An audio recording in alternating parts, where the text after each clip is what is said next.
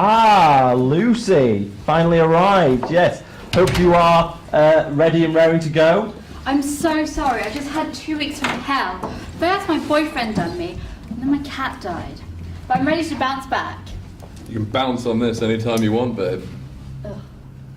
You remind me of my ex-boyfriend. Immature. I'm in luck for a real man now. Well, it's great to have you with us. No sign of Bella yet, and Richard and Jackie have still yet to make an appearance. Rich did say he was coming this week. Does anybody even know who Jackie is?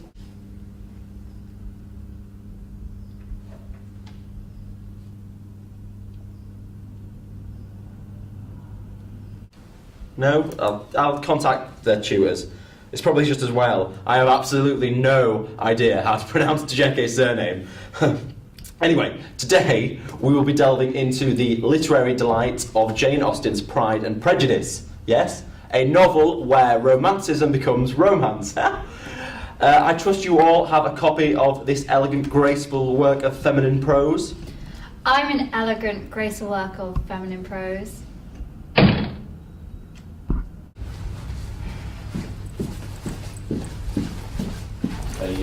Shit. Wow, Bella.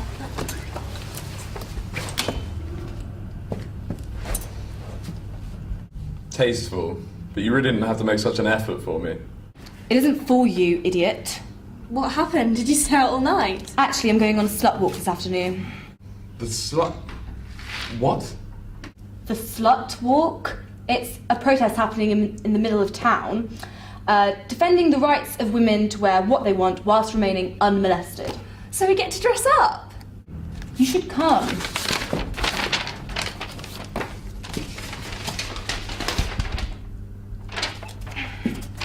This affects all of us. Wait, let me get this straight. You're wearing that to remain unmolested? Well, it is people like you we have to fight against, James. Finally, someone speaking some sense. Who are you? My name's Lucy, fellow hater of this pro. You both flatter me. Yes, well, I'm sure this will prove to be a very fruitful discussion after the seminar. Well, I think it's a pointless idea. Do you think so? I expected no better from you. Oh, come on. It's obvious what's going to happen, isn't it? Oh, really? Well, yeah. While you're out there wearing that, protesting against the objectification of women, etc., etc., there's going to be a load of men around watching you. And I can assure you, it's not that they're going to be looking at. You are very severe on your own sex. You're missing the point. Well, I'm sure what you're doing is very admirable, Bella. James must agree that the work of the bra burners in the 1960s did a lot to further the feminist cause, even if they did make a bit of a fuss. No bras were burnt in the 1960s. That was a myth circulated by the chauvinist male media. Now, let's move on from the struggles of 21st century women to that of an earlier female voice, namely the work of Jane Austen. Is Pride and Prejudice a feminist statement, though? Of course. Lizzie's a wonderfully strong heroine. No, she isn't. She conforms in the end. She still marries Darcy. So you're more up for the Lydia Wickham model of living in sin, are you? Don't be stupid. That's just another model of exploitation. But Lizzie marries Darcy because she loves him. She loves his house more like. No, she just realises that she was prejudiced and she loves him all I along. think the house helps. I mean, she wouldn't have fallen for him if he lived in a council flat in Harlesden, would she? She's just a smarter gold digger than her sisters. You never have anything nice to say, do you? Sorry, just say it how it is. Look, if anyone in that book has any feminist values, it's Mary. She's the only one who isn't obsessed with getting married. She focuses on her education and yet is mocked for it. Yeah, but she's ugly. She doesn't really have a choice. So, because she's different, has values, that makes her ugly. Is that it? Well, she is always playing in the TV and film versions. True. Unlike Lizzie and Jane. Oh, and I loved the Keira Knightley version. Oh, Mr. Darcy, 'tis was said I pout like Miss Knightley. Do you think it's so? Well, at least the real Keira Knightley was pretty fit. I always thought she was a bit skinny. What do you think, Steve? Well, she's alright, I suppose. Not fit enough to tempt me. Anyway, as I said earlier, it's time to spread the pages of Jane Austen. You can spread my pages. Can we all turn to page 69, please? This is the scene where Elizabeth and Mr. Darcy dance with each other for the first time. Now, something very important happens on this page, something which has a consequence on the entire course of the novel. Can anyone tell me what it is? Anyone? James?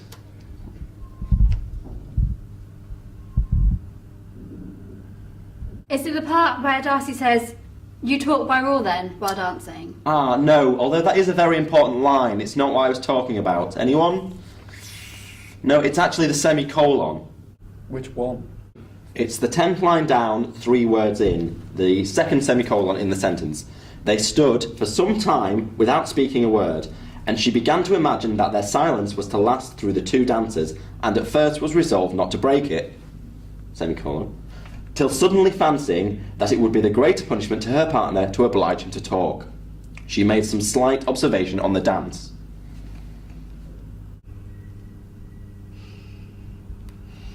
I don't get it. What does the second semicolon do in the sentence? Makes an otherwise tediously long sentence possible to read. Aha, Mr. Droll, no. It actually creates a break.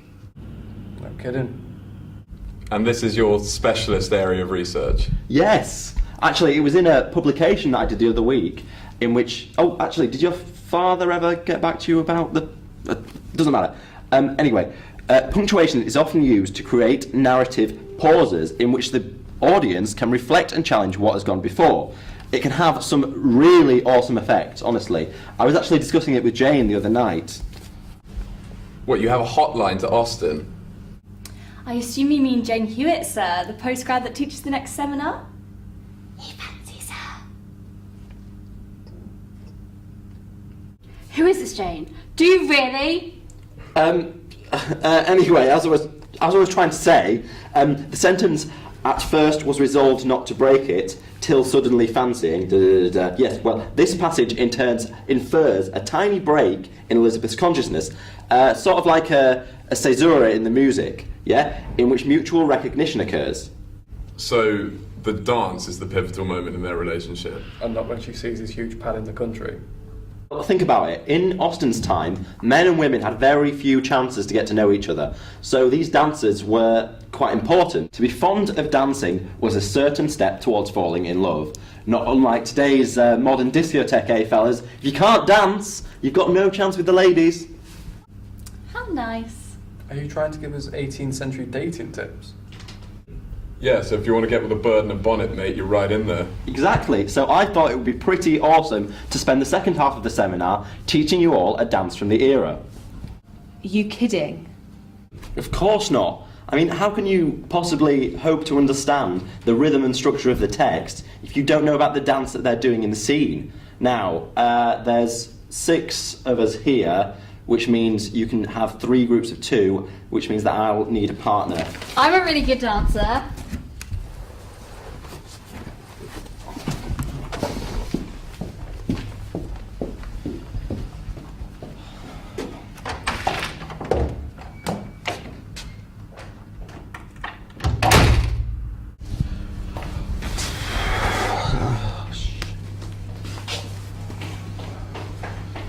Oh, Jane, are you busy at all? A bit why? I was wondering if you could help me for a minute. I'm trying to show the class about the caesura in Pride and Prejudice. I was wondering if you could help me.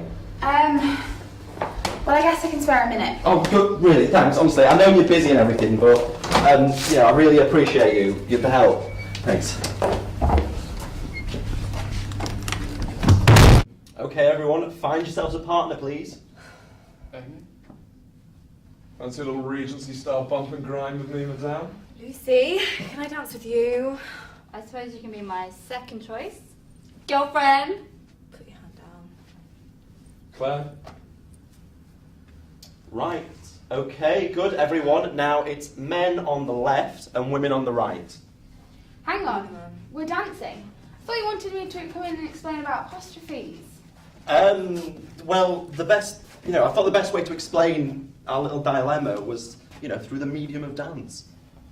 Okay, everyone, this dance is called Mr. Beveridge's Maggot, Maggots? Oh, language, please, Mr. Williams. Now, a maggot is a type of dance. This is the one they did in the BBC adaptation.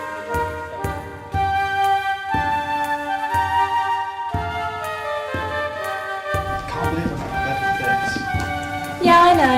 I suppose it's kind of romantic, though. You like that stuff, don't you? Like romance and stuff. Maybe.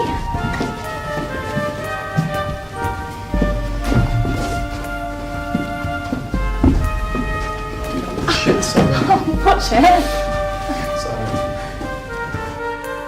How do you do it? I express myself through the medium of dance. You're ridiculous. This is ridiculous. It's liberating. You should try it. Just lay your hair down.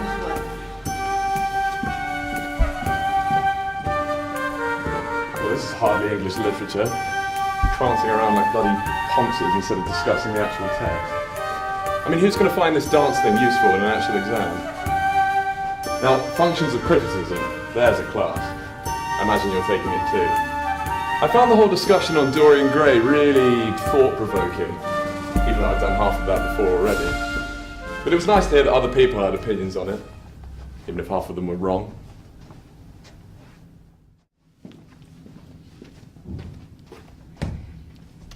Barry, Yeah?